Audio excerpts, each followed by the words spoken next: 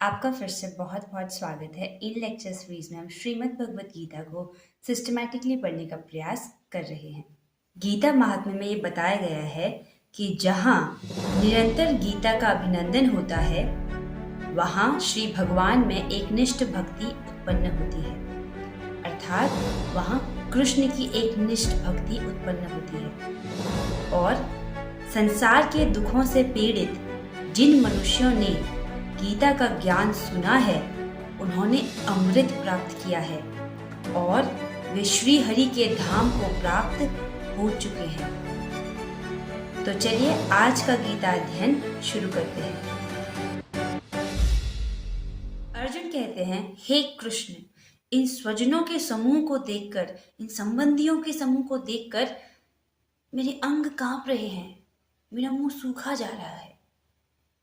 तो अर्जुन जैसे महान क्षत्रिय की ऐसी स्थिति क्यों हो रही है, ये हमने पिछली वीडियो में प्रभुपाद जी की टीका से समझा था।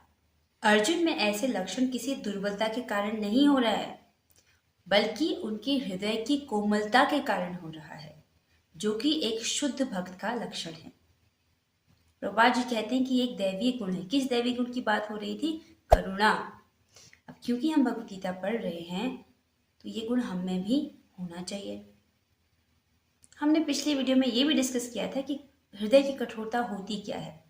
तो प्रश्न ये बना था कि हृदय कोमल कैसे होगा, ये करुणा का गुण हम में आएगा कैसे, जिसके लिए प्रभुपाद जी बहुत सुंदर श्लोक कोट करते हैं भागवतम के 5वें स्कंद के 18वें अध्याय के 12वें श्लोक को, जिसको हम इस वीडियो में डिस्कस करेंगे।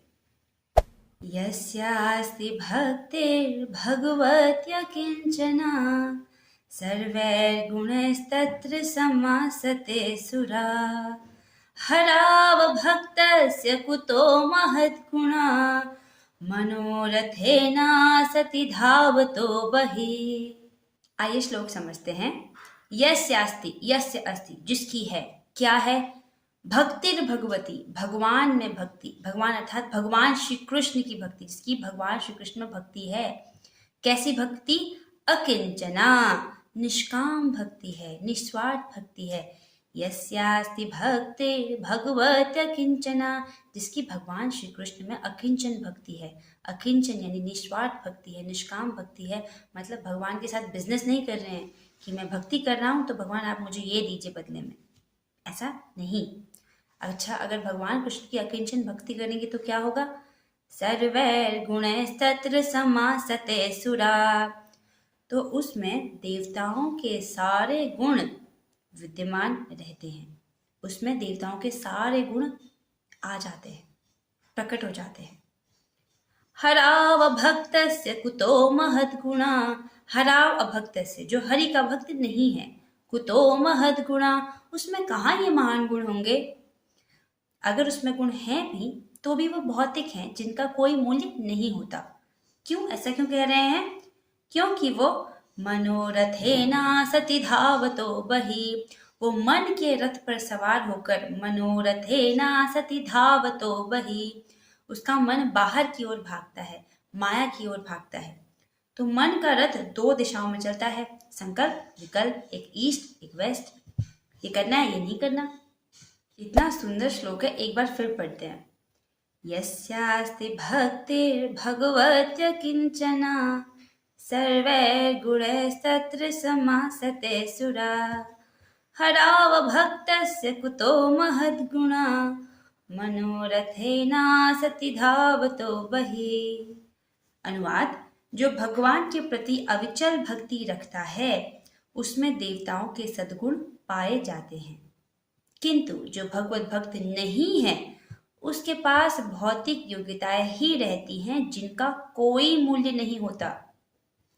इसका कारण यह है कि वह मानसिक धरातल पर मंडराता रहता है और ज्वलंत माया के द्वारा अवश्य ही आकृष्ट होता है। तो हृदय कोमल कैसे होगा, हमारे भीतर करुणा कैसे आएगी? प्रभुपाद जी ने कितना सुंदर उत्तर दिया है।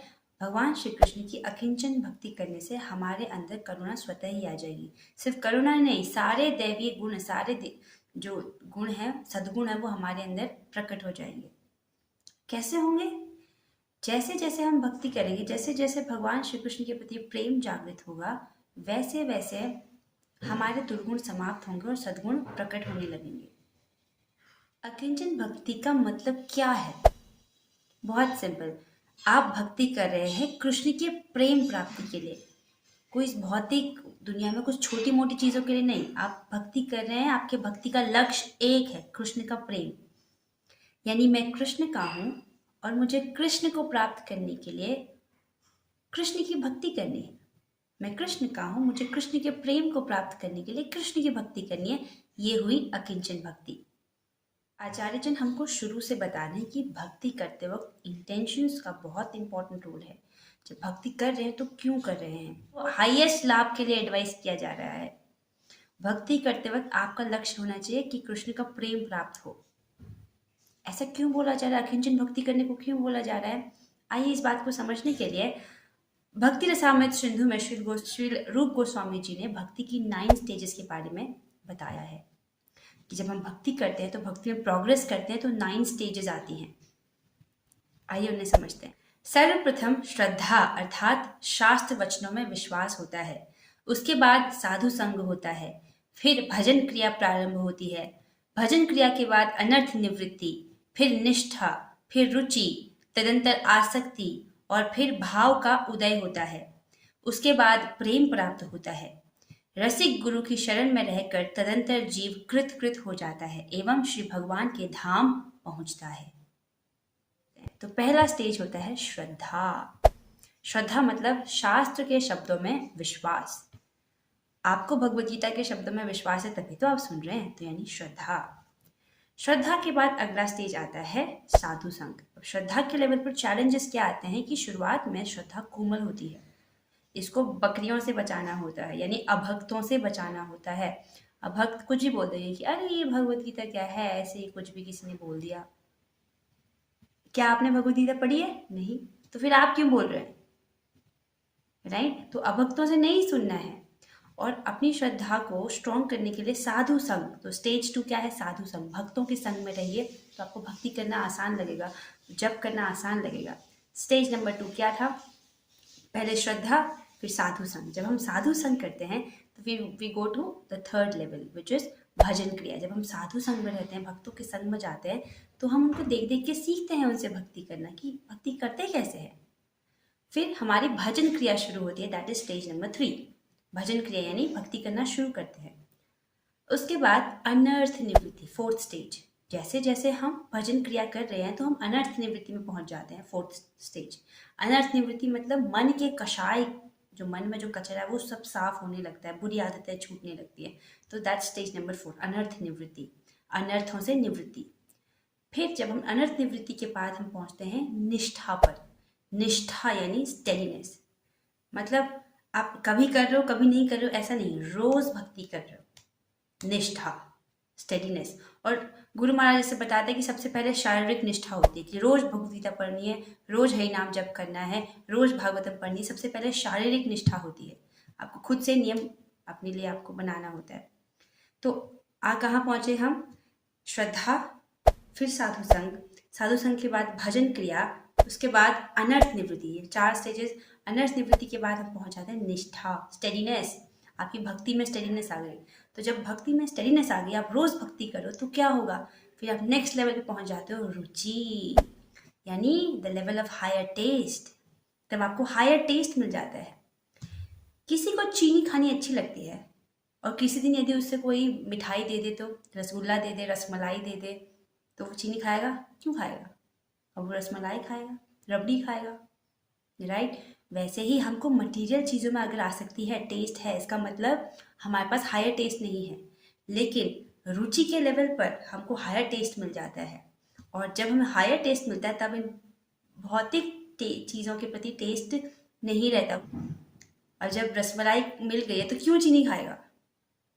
तो रुचि के लेवल पर जब हमारा यहाँ टेस्ट मिलने लगता है तो क्या करता है? हमारा मन कृष्ण की तरफ, भक्ति की तरफ अपने आप दौड़ने लगता है, क्योंकि मन का स्वभाव है सुख, सुख के पीछे भागने लगता है। जैसे ही इसको यहाँ रुचि मिली, सुख मिला, तो मन उस तरफ भागने लगता है। फिर हम अगले स्टेज पे पहुंच जाते हैं, आसक्ति। आसक्ति के लेवल पर यानी attachment, then you attach to Krishna. सारी प्रॉब्लम्स क्यों है? क्योंकि हमारी आसक्ति अभी भौतिक चीज़ों से है। भौतिक भौतिक पद प्रतिष्ठा मान सम्मान और ये सब चीज़ें टेम्पररी हैं। भौतिक ये सब, ये लोग रिश्ते नाते सब टेम्पररी हैं। और जब अटैचमेंट टेम्पररी चीज़ों से होगा मतलब पेन तो गारंटीड है। इसका सोल्यूशन क्या है? अटैचमेंट कृष्ण से हो, क्योंकि वो शाश्वत है। तो फिर हम रुचि के बाद पहुंच जाते हैं आसक्ति के लेवल पर, यानी attachment. When you attach to Krishna, उसके बाद क्या होता है? Then you reach to bhav stage. और भाव स्टेज पर आपको अपना स्वरूप पता चल जाता है कि आप किस रस में भगवान के साथ जुड़े हैं। तो 5 रस होते हैं। माधुर्य रस जैसे गोपियों का प्रेम कृष्ण के प्रति, वात्सल्य रस जैसे माता यशोदा का प्रेम कृष्ण के प्रति, साख्य रस जैसे अर्जुन का प्रेम कृष्ण के प्रति, दास्य रस हनुमान जी का प्रेम राम जी के प्रति, और शांत रस जैसे वृंदावन के पेड़, लताएं, गोवर्धन पर्वत, शांत रस। और फिर last stage, the 9th stage of bhakti. 9th stage of bhakti क्या है? प्रेम। That's the highest. इसीलिए प्रभुपाद जी अभी से बोल रहे हैं अकिंचन भक्ति, ऐसी भक्ति जिसका लक्ष्य कृष्ण का प्रेम प्राप्ति हो। तो आपकी दृष्टि कहाँ होनी चाहिए? कृष्ण के प्रेम प्राप्ति पर। ये भौतिक जगत में छोटी मोटी टेम्पररी चीज़ों के प्रति नहीं। जैसा कि हमने अभी पढ़ा कि भक्ति के 9 स्टेजेस होते हैं और हाईएस्ट स्टेज क्या है? भगवान का प्रेम प्राप्त करना। तो भक्ति का लक्ष्य है कृष्ण का प्रेम प्राप्त करना। इसीलिए अकिंचन भक्ति करनी चाहिए। अकिंचन भक्ति अर्थात भक्ति कर रहे ताकि कृष्ण का प्रेम प्राप्त हो। इसी के साथ हम आज की चर्चा को यहीं पर विराम देते हैं। आपसे मिलेंगे अगली वीडियो में। श्रीमद् भगवत गीता की जय, श्री प्रभुपाद की जय, और ग्लोरी श्री गुरु गौरांगा। हरे कृष्णा।